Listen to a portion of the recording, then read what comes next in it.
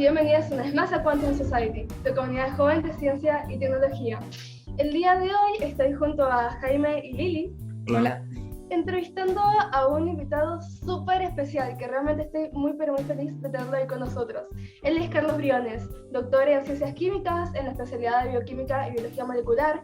Es investigador del Consejo Superior de Investigaciones Científicas, el CSIC, en el Centro de Astrobiología, que es un centro mixto entre el CSIC y el Instituto Nacional de Técnica Aeroespacial, el INTA, que es un programa asociado de astrobiología de la NASA. Desde el año 2000 dirigió un grupo que investiga sobre el origen y la evolución de la vida temprana, los virus de RNA, la biodiversidad en el subsuelo y el desarrollo de biosensores para caracterizar la vida en nuestro planeta y buscarla fuera de él. También posee una amplia experiencia en divulgación científica.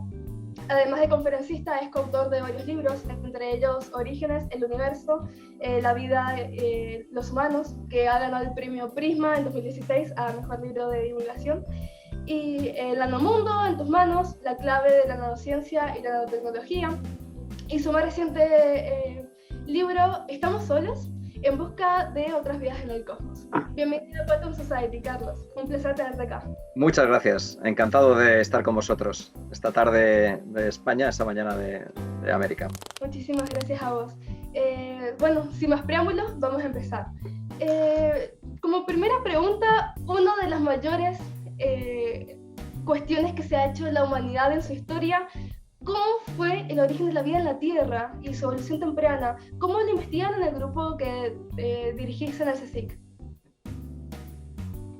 Bueno, es una gran pregunta realmente. Te adelanto que no tenemos todavía la respuesta, ¿eh? O sea, es una gran pregunta que llevamos muchos años detrás de ella, que ya Darwin se planteaba por cómo podía haber surgido la vida, ¿no? Al final del origen de las especies y también en las cartas que mandaba a sus colegas. Y desde entonces estamos investigando de una u otra forma en este gran problema, pero de momento no lo sabemos. Lo que ocurre es que, como en todos estos problemas que son muy difíciles, gracias al trabajo de todos, de físicos, químicos, biólogos, matemáticos, ingenieros, pues bueno, vamos cada vez poniendo más piezas en el puzzle del origen de la vida y cada vez tenemos más claro las cosas que pudieron ocurrir y las que no pudieron ocurrir. Ya es una forma de ir rodeando, ¿no? a la pregunta esta tan complicada. Entonces, bueno, se puede investigar de distintas formas. Se puede investigar desde la química hacia la biología, es decir, desde el pasado hacia el presente. Y ese presente, en el caso del origen de la vida, es más o menos hace 3.800 millones de años. Asumimos que en esa época es cuando empezó la vida en nuestro planeta. Entonces podemos remontarnos más atrás de eso y preguntarnos por cómo era la física, la geología, la química del planeta que da lugar a la vida.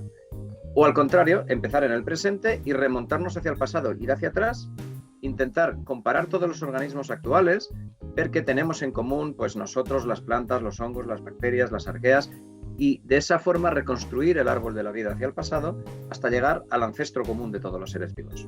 Entonces es otra forma, desde ahora hacia atrás, de investigar el origen de la vida. En mi laboratorio en concreto trabajamos con temas que tienen que ver con química prebiótica, con la relación que hay en la astroquímica, la química y ya el principio de la bioquímica o de la biología molecular, cómo evolucionan las moléculas en el tubo de ensayo, cómo podemos jugar con ácidos nucleicos para que tengan determinadas funciones bioquímicas y, por lo tanto, de esa forma imaginarnos qué pudo ocurrir en el origen de la vida con esas moléculas. También investigamos virus, porque los virus actuales, además, evidentemente, de su repercusión clínica, ¿no? Y estando en una pandemia es evidente que eso es importante, pues nos sirven como modelos para ver cómo esos ácidos nucleicos podían estar replicándose en el principio de los tiempos.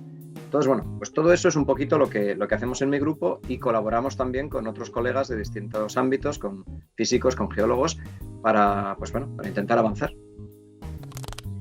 Bueno, otra gran pregunta, y comúnmente rodeada de un halo conspiranoico y con gran incertidumbre, es si hay vida en otros planetas del universo, qué es lo que se sabe científicamente y qué opinas de la ecuación de Drake.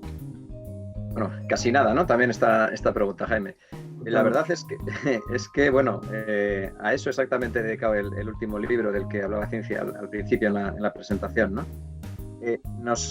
A la vez que nos preguntamos cómo ha empezado la vida en la Tierra y cómo se ha producido esa transición entre la química y la biología, Pues claro, la pregunta que surge es, ¿esos procesos se han podido dar únicamente en nuestro planeta?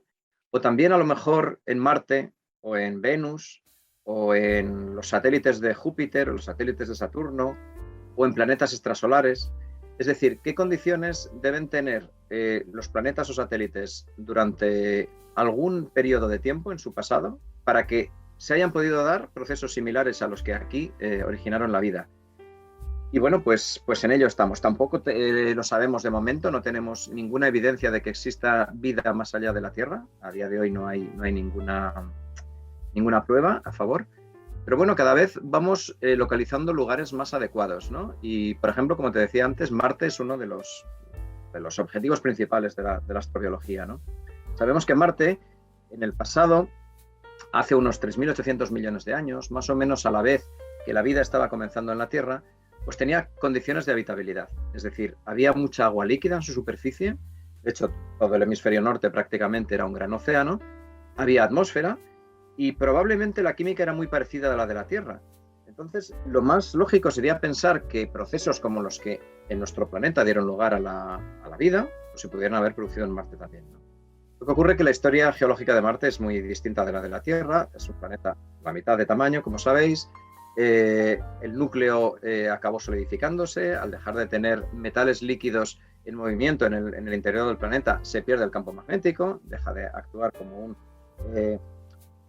atractor de radiaciones cósmicas el polo norte y el sur, y por tanto la radiación que viene del Sol y la radiación cósmica barren la atmósfera.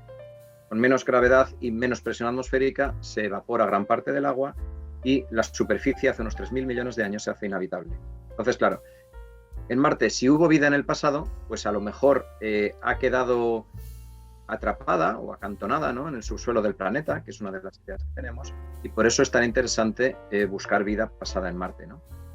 A lo mejor incluso vida presente, por esa vida que pueda estar en el subsuelo, pues sigue replicándose en la actualidad, y sería cuestión de profundizar lo suficiente bajo la superficie de Marte para llegar a ella, ¿no? Entonces, es uno de los lugares.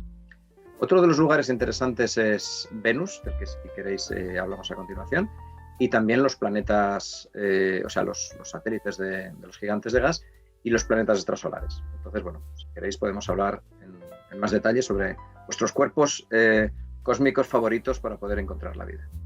Sí, yo especialmente quiero preguntarte por Venus porque allá por septiembre de 2020 llenó los periódicos la noticia de que había un paper que se había publicado en Nature de que se confirmaba la existencia de vida en Venus. De hecho, el mismísimo Carl Sagan hizo un trabajo sobre su posibilidad, pero bueno, nosotros bien sabemos que no fue tan así, sino que lo que encontraron fue fosfina.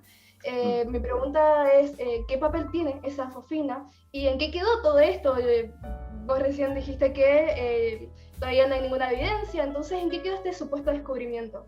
Sí, verdad, eso fue muy, muy polémico, ¿no? En septiembre del año 2000, además a mí me tocó muy de cerca porque hacía una semana exacta que se había publicado este libro en España cuando salió esta noticia, ¿no? Todos los periodistas como locos llamándome y tal. Y la verdad es que era, pues, lo que en España llamamos un soufflé, ¿no? Es una comida de estas que suben y luego pierden calor y bajan rápidamente, ¿no? Eso es lo que ocurrió, porque en el artículo como tal, si lo recordáis, no se decía que se hubiera encontrado vida, pero se decía que la presencia de fosfina en la atmósfera de Venus, en una cierta capa de nubes a unos 50 kilómetros de altura, podía ser interpretada como la presencia de vida. Eso, en el paper, eran bastante más prudentes en ese sentido, ¿no?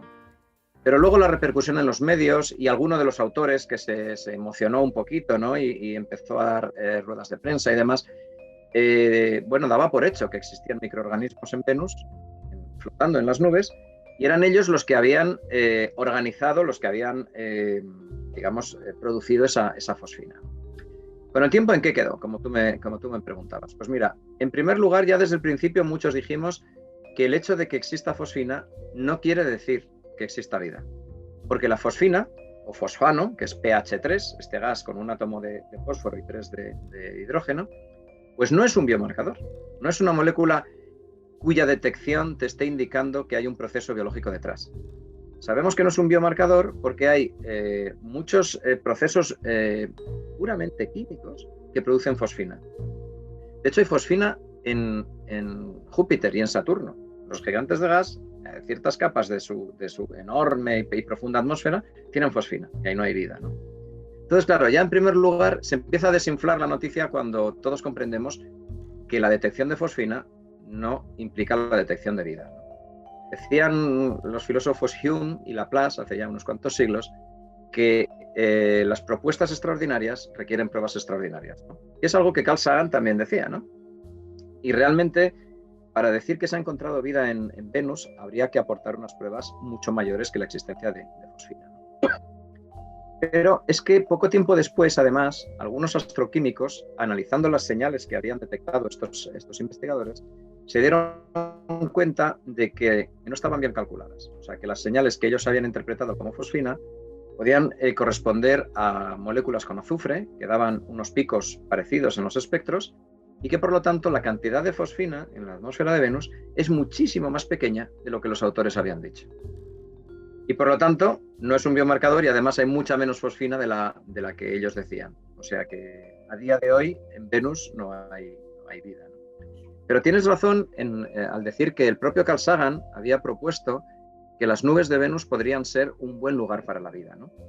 Porque, claro, en la superficie de Venus está totalmente abrasada, está a unas temperaturas altísimas, incompatibles con el agua líquida, porque hay un efecto invernadero muy grande. Entonces eso hace que la superficie sea más infernal que otra cosa, ¿no?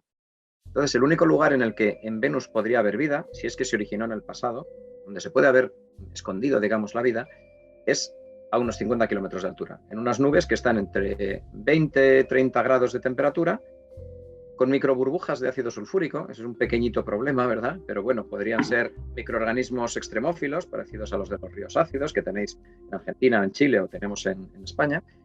Y bueno, pues podría haber microorganismos en teoría, ¿no? Eso es una propuesta muy, muy bonita de Carl Sagan y otros, pero a día de hoy no se ha descubierto que eso sea así. De hecho, lo que sí sirvió como todo en ciencia, ¿no? De lo que la parte positiva que tuvo ese descubrimiento de fosfina en Venus es que animó a las agencias espaciales a acelerar los proyectos que tienen para volver a Venus. Y en particular la NASA, pocos meses después, aprobó 2 misiones, una se llama Da Vinci y otra se llama Veritas, que van a estudiar la superficie y la atmósfera de Venus con más detalle del que hasta ahora se había estudiado. Por lo tanto, bueno, pues gracias a ese artículo que resultó fallido en realidad, pues bueno, se ha reactivado el interés por Venus y seguro que en pocos años volvemos a tener noticias muy interesantes sobre Venus. Bueno, ya que estamos hablando de biomarcadores, vamos a hablar de una parte más técnica de tu trabajo. ¿Cómo desarrollas los biosensores que utilizáis para detectar la presencia de moléculas complejas? Pues mira, sí, eso es un tema que combina la astrobiología y la biología molecular, ¿no?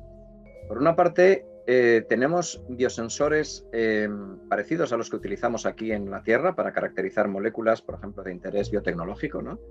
Que pueden ser biosensores basados en anticuerpos que detectan moléculas concretas, como sabéis, o biosensores basados en aptámeros. No sé si conocéis lo que son los aptámeros. Los aptámeros son moléculas de ácidos nucleicos, ADN o ARN, de cadena sencilla, que se pliegan de una determinada forma tal que son capaces de detectar específicamente la presencia de otra molécula. Y una estructura, como si fuera esto, que lo detecta. Es decir, como si fuera un anticuerpo, pero de ácido nucleico, ¿de acuerdo? Entonces, esto lo obtenemos, por ejemplo, en mi laboratorio y en otros, por evolución in vitro. Ponemos una población de moléculas de ácidos nucleicos, no muy largos, de 70 núcleos de nucleótidos de longitud. Los ponemos en presencia de la molécula que queremos que se unan, nos quedamos con los que se han unido, tiramos los que no se han unido, las unidas las amplificamos por técnicas de biología molecular y volvemos a hacer procesos. De esta forma, así, yo esto en las charlas le dedico 1 hora, ¿no? Aquí os lo he resumido en 1 minuto. De esta forma, digamos, lo que conseguimos es tener poblaciones de moléculas a las que hemos enseñado a unirse específicamente a determinados ligandos. Cuando ese ligando es un biomarcador, es una molécula que sabemos que si la detectamos en un lugar es indicativo de vida, por ejemplo una proteína, o por ejemplo un antibiótico como los que producen las bacterias, que son de origen biológico, esos sí son anticuerpos, esos sí son biomarcadores, pues si hay uno de estos ácidos nucleicos evolucionados in vitro que lo reconoce, querría decir que ese biosensor ha detectado biomarcador. Entonces, bueno, con ese tipo de lo que llamamos sondas de reconocimiento, moléculas capaces de unirse, trabajamos. Luego, claro, otro tema es qué tipo de técnica utilizamos para que nos dé una señal positivo o negativo cuando se produce la unión, por ejemplo, anticuerpo-antígeno o aptámero ligando, ¿vale? Y las técnicas que usamos pueden ser de luminiscencia, de fluorescencia, eléctricas, mecánicas, electrónicas, magnéticas. Hay distintos tipos digamos, de formas de detectar esa unión. Y por eso hay un amplio repertorio de biosensores que tenemos a nuestra disposición. Y para distintas aplicaciones, pues utilizamos unos u otros. Nos gustan en particular los biosensores que no requieren que la proteína o la sustancia problema tenga que ser marcada con un reactivo fluorescente, por ejemplo, ¿no? Eso es muy útil en los test de diagnóstico o en la clínica. Es muy útil ese tipo de tecnologías, pero cuando pretendes llevar un biosensor a un lugar en el que no vas a poder hacer mucha bioquímica, no puedes hacer mezclas con marcajes, es decir, lo suyo sería que en cuanto pones en contacto con tu biosensor la sustancia problema, te diera una señal, ¿no? Entonces, bueno, pues los biosensores, por ejemplo, electroquímicos en ese sentido son muy interesantes, aunque son complejos tecnológicamente. Bueno, pues jugamos con eso, ¿no?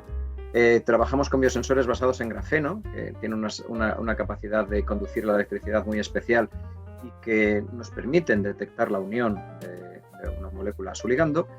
Y bueno, pues ese tipo de biosensores parecidos a los que tenemos en la Tierra, para usos terrestres, son los que desarrollamos para el espacio. Bueno, así que si no tienen más preguntas, te agradecemos muchísimo, Carlos. Hace una entrevista hermosa. Muchas gracias. Bueno, no olviden suscribirse, compartir el video y nos vemos en una próxima entrevista. Adiós. Muy bien, gracias a todos. Un placer. Adiós. Sí.